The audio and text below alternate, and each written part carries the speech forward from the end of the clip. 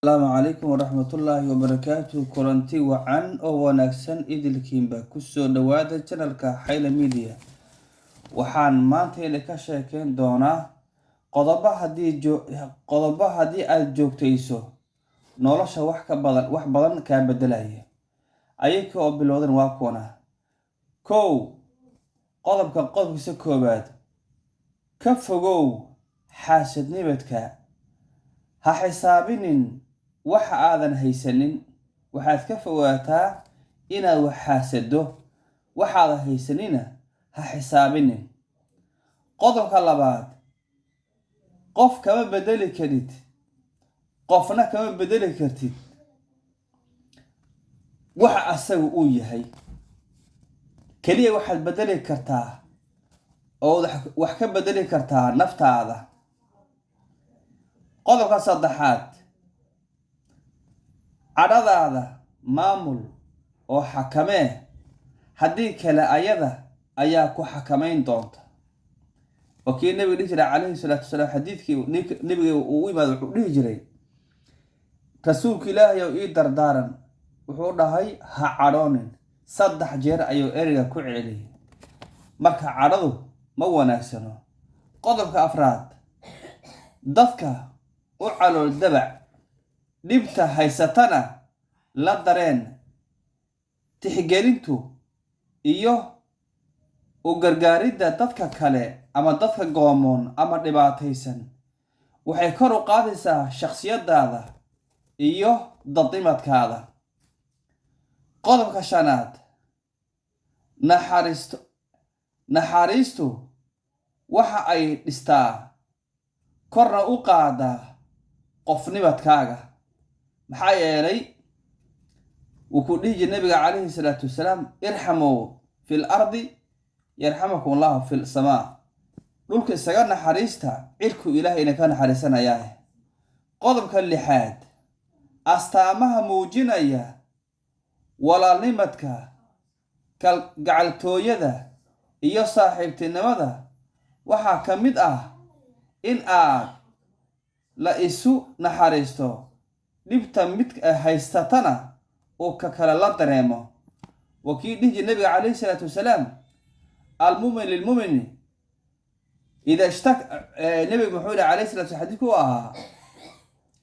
qofka mu'min qofka kale wuxuu yahay dhis oo kale ayuu yahay hadduu xubin ka xanuunsado jidhka dhammaan ayaa isku yeedhanaya xanuun sida darta muslimiinta oo dhan waa dad walaalo ah oo kala damqada qodobka toddobaad qofna ha ku gargaarin dhaqan xumo ama dembi wakii nabiga u dhahay calayhi salaatu wasalaam unsur akhaaka dhaaliman aw madluuman walaalka hadduu gal daran yahayna gacanta qabo oo dembi ka qabo haddii laga gal daran yahayna u gargaaro xaq ugu gargaar qodobka sideedaad cidnaha ku fiiqin hub qori bastoolad mindi iyo budh iyo wixii lamidaba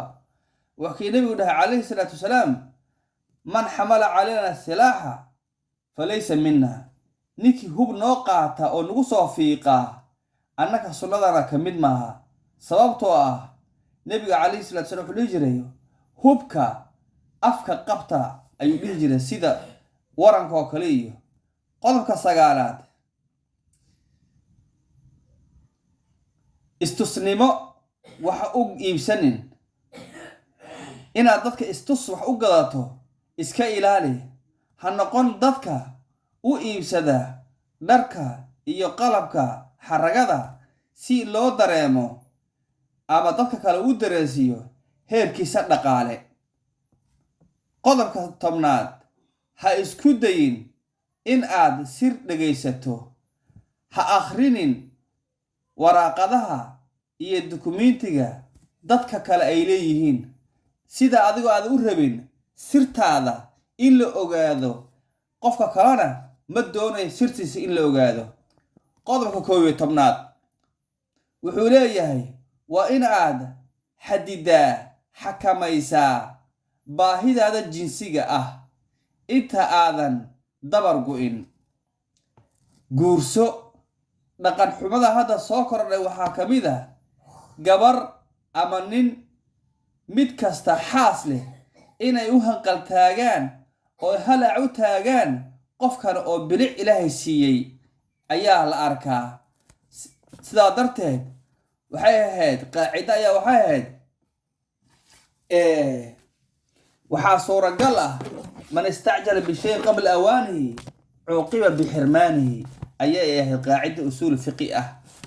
qodobka 12 haddii qof aad sheeko wadaag tihiin u arag in warka aad isdhaafsateen uu sir yahay, xitaa haddii uuna kaa dalban in aad qariso, haddii aad ka fursan weydo oo afka uu ku cuncuno inaad sirta sheegto mooyeene inta aadan sheegin hubi sida uu u arko walaalka warkaasi. qodobka 13 haddii aad aragto qof wax xamanaya u muuji in aadan raalli ka ahayn iyo in aadan rabinba dhegaysigeeda xantaasi. oo kii nabiga dhihi calayhi salaatu wasalaam xantu waa xaaraam oo dadkii qabri lagu cadaabay waxaa ka mid ahaa kuwii dadkii xanka xamanayay ayaa ka mid ahaa. qodobka 14 iska ilaali in aad faafiso war sir ah, maxaa yeelay sirtu in la faafiyo waa tii Anas dhihi jiray asagoo ciyaar la ciyaarahay oo hooyadii waxay ku tiri xageed ku dahday, nabiga ayaa meel darsaday ayuu ku dhahay hooyadii. markaasay waxay ku tiri ii shay nabi maxamed wuxuu ku dirsaday, wuxuu ku dhahay hooye arrinta waa sir. markaasay waxay ku tiri weligaa warka nabi maxamed cidna ha u sheegin. qodobka 15 haddii uu qofku caayo ama uu si xun kula mucaamaloodo markiiba ha argoosanin. ogow haddii qof uu ku caayo adna aad cay ugu jawaabto wax aad ku kala duwan tihiin ma jirto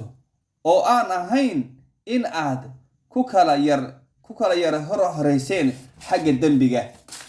maxaa yeelay lama rabo inaad dad qofka caydo, maxaa yeelay shareecadan islaamka maadaama muslimiin aan nahay ma ogolood dadka in la caayo. qodobka 16 ha dayicin fursadaha ku soo mara, ha dayicin fursadaha ku soo mara. qodobka 17 hadiyaduhu waxay ka bedelaan ama ay kobciyaan qofka kale ee hadiyad siisay dareenkiisa, maxaa yeelay kor ayay u qaadaa walaalnimadka iyo jacaylka. وكي نبي محمد هجر عليه الصلاة والسلام تهادوا تحابوا. قدرك سيديدات هفلن ضدك إن أي دماتود كو وافق سيهين محايلي ضدكو اسكو أركتي معها ومضعير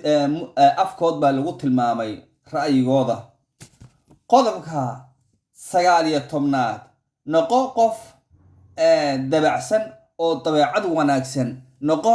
qof wanaagsan oo ha noqonin qof dabeecad xun. inta ayuu ku yeeshay sheekadii. wassalaamu calaykum waraxmatullaahi wabarakaatuh.